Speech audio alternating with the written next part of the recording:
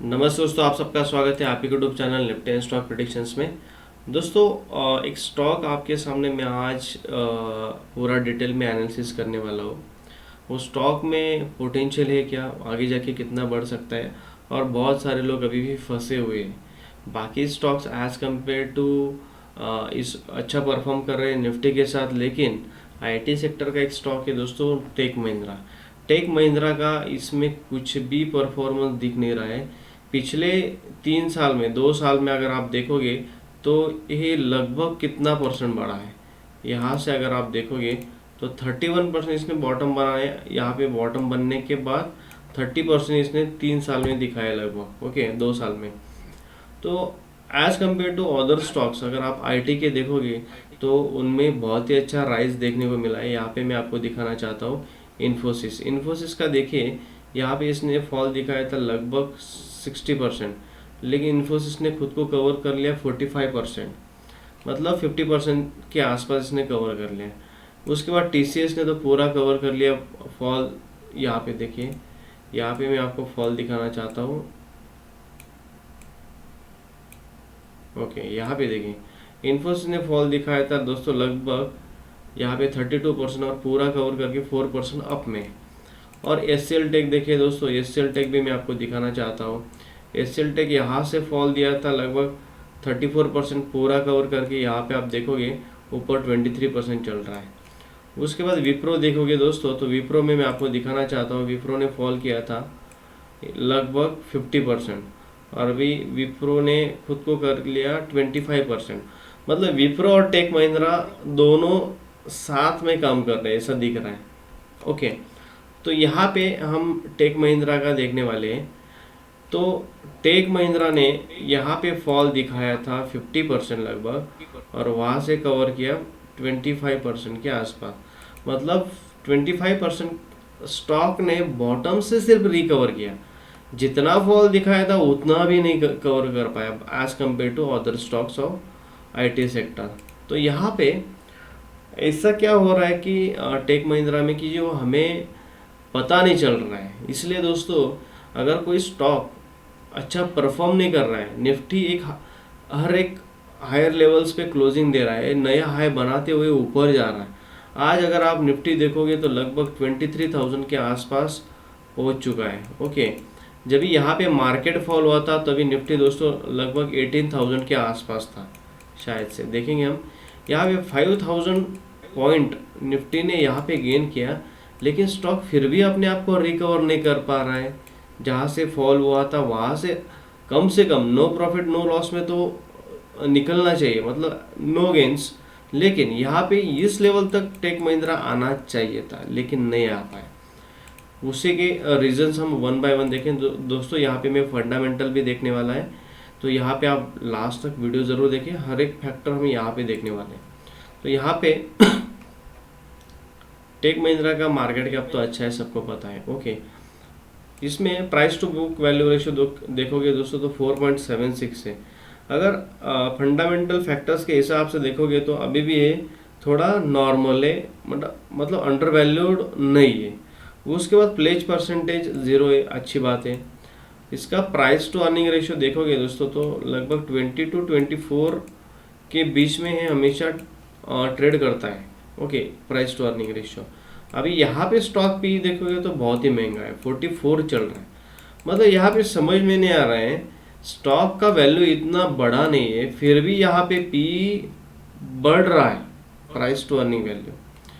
तो इसमें हम बाकी भी फैक्टर्स देखते हैं। यहाँ पे देखिए, यहाँ पे डेप्ट इक्विटी रेशियो 0 है, अच्छी बात है। इंटरेस्ट कवरेज रेशियो यहाँ पे आप देखोगे तो 9.87 है। अगर 3 से ज़्यादा रहेगा तो बेटर है, कोई अच्छी बात है। लेकिन सेल्स ग्रोथ अच्छी नहीं दिख रही है दोस्तों। पिछले 3 साल में 13%, अभी 11%। ओके, उसके बाद अभी आरओई देख लेते दोस्तों। आरओई क्या बता रहा है हमें। आरओई पिछले 1 साल का देखोगे तो 18% है, ठीक है, अच्छी बात है। 3 साल का 19%, 20%, 21%। मतलब आरओई में कोई दिक्कत नहीं है, रिटर्न ऑन इक्विटी अच्छा है। लेकिन सीएजीआर क्या बता रहा है। सीएजीआर पिछले 1 साल का 21%, 3 साल का 8%, 10% और 11%। मतलब इतना भी अच्छा नहीं है CAGR की। इसने पिछले 10 साल में आप देखोगे तो सिर्फ 11% रिटर्न दिया है, जो कि एक्सपेक्टेड रहता है 14 to 15% CAGR में। ओके, ये एब्सोल्यूट रिटर्न है, ये CAGR रिटर्न है, कंपाउंडिंग एनुअल ग्रोथ रिटर्न है दोस्तों। ठीक है, उसके बाद अभी बैलेंस शीट देख लेते हैं दोस्तों। बैलेंस शीट में हम देखेंगे, सॉरी बैलेंस शीट से पहले हम देखेंगे यहाँ पे प्रॉफिट एंड लॉस का स्टेटमेंट। ओके, अभी मैं नेट प्रॉफिट में ज़्यादा इंटरेस्टेड हूँ, बाकी मैं आपको ज़्यादा टाइम नहीं लूँगा, जो इम्पोर्टेंट फैक्टर्स वही देखेंगे। यहाँ पे देखिए ऑपरेटिंग प्रॉफिट मार्जिन देखोगे तो 2023 में 15% था। ओके, और उससे भी पहले 15 to 18% था, मैक्स 15 to 20% पकड़ लीजिए। अभी मार्च खत्म होने को आया दोस्तों, मतलब ये फिगर्स जो है टिल टू दिस मंथ, मतलब 2024 मार्च, ओके 2024 मार्च तक ये 10% का ही इसमें हमें ऑपरेटिंग प्रॉफिट मार्जिन दिख रहा है। ये पहली बात, ये थोड़ा नेगेटिव है। ओके, और दूसरी बात मैं आपको दिखाना चाहता हूँ, यहाँ पे देखिए नेट प्रॉफिट बहुत ही डिक्रीज हुआ है दोस्तों। अभी यहाँ पे आप 2014 से देखोगे तो प्रॉफिट बढ़ रहा है, नेट प्रॉफिट लगभग यहाँ पे कोरोना के टाइम भी बढ़ा हुआ था, उसके बाद भी बढ़ा है, उसके बाद भी बढ़ा है। मार्च 2022 में आप देखोगे तो 5630 करोड़ प्रॉफिट था, उसके बाद लास्ट ईयर भी अच्छा था, लेकिन यहाँ पे 2000 करोड़ रुपए से प्रॉफिट डिक्रीज हुआ है टेक महिंद्रा का लगभग। बहुत ही बड़ी, यहाँ पे आप देखोगे 2000 करोड़ से प्रॉफिट डिक्रीज होना, मतलब अभी यहाँ पे ये फिगर्स नहीं है, ये अभी आज तक का इन्होंने दिखाया है, लेकिन अभी कितना दिन बचा है, अभी यहाँ पे देखोगे तो एक मंथ में कितना हो सकता है पता नहीं, लेकिन यहाँ पे जब फाइनल फिगर्स आएगी तो definitely as compared to last year और लास्ट ईयर इसका कम ही रहने वाला है। यहाँ पे छोड़ दिए 2000 नहीं, 1000 करोड़ भी रहेगा तो भी बहुत बड़ी बात है दोस्तों, 1000 करोड़। ओके, ये एक बहुत ही बड़ा नेगेटिव इम्पैक्ट कर सकते हैं स्टॉक में। ओके, ये हो गया। उसके बाद यहाँ पे अर्निंग पर शेयर देखिए, EPS का वैल्यू देखिए दोस्तों, EPS का वैल्यू भी घट रहा है यहाँ पे। EPS के फंडामेंटल के ऊपर डेफिनेटली डिटेल वीडियो बनाने वालों, यहाँ पे सिर्फ अभी आज के लिए देख लेते हैं। उसके बाद यहाँ पे आप देखोगे इसमें लायबिलिटीज और टोटल लायबिलिटीज देखिए दोस्तों, यहाँ पे लायबिलिटीज बढ़ रही है, लायबिलिटीज देखिए बढ़ रही है, लायबिलिटीज बढ़ रही है। अगर कंपनी, ठीक है लायबिलिटीज बढ़ना कम ज़्यादा होना इट्स नॉट मैटर, वो तो होता ही रहता है कोई बिजनेस में, लेकिन एज कम्पेयर टू पिछले 10 साल का आप देखोगे और ये पिछले 3 साल का देखोगे तो कितना फर्क है। एक सेकंड, ये थर्ड इंपॉर्टेंट पॉइंट। उसके बाद यहाँ पे इन्वेस्टमेंट्स देखिए, कंपनी का इन्वेस्टमेंट पहले बहुत ही अच्छा होता था, पिछले 3 साल में इन्वेस्टमेंट्स में और लास्ट ईयर में तो बहुत ही कम हो चुका है। कैश फ्लो में आपको दिखाना चाहता हूँ, यहाँ पे देखिए सबसे बड़ी बात मैं दिखाना चाहता हूँ, इन्वेस्टमेंट सोल्ड। यहाँ पे देखिए इससे पहले मार्च 2012 से लेके मार्च 2019 तक इतना इम्पैक्ट नहीं था। इन्होंने इतना इन्वेस्टमेंट ऐसा क्या सेल किया है, परचेज भी किया है, सेल भी किया है। यहाँ पे थोड़ा ये अगले 2-3 क्वार्टर के लिए भी हमें क्वार्टरली एनालिसिस देखना पड़ेगा इसका, उसके बाद ही इसमें हमें पता चलेगा एग्जैक्टली क्या हो रहा है। ओके, ये हो गया।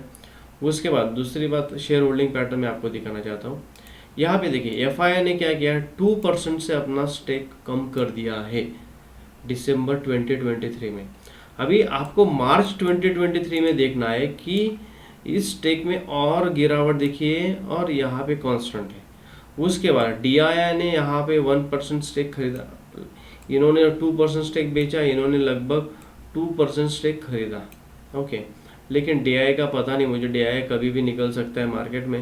FII का ज़्यादा होल्डिंग रहेगा तो दोस्तों स्टॉक बेटर रहता है, वो लॉन्ग टर्म के लिए ज़्यादा से ज़्यादा इन्वेस्टमेंट करते हैं। तो यहाँ पे एक थोड़ा इम्पैक्ट, और यहाँ पे आप देखोगे तो प्रमोटर हर साल कुछ थोड़ा बहुत यहाँ पे स्टेक कम कर रहे हैं।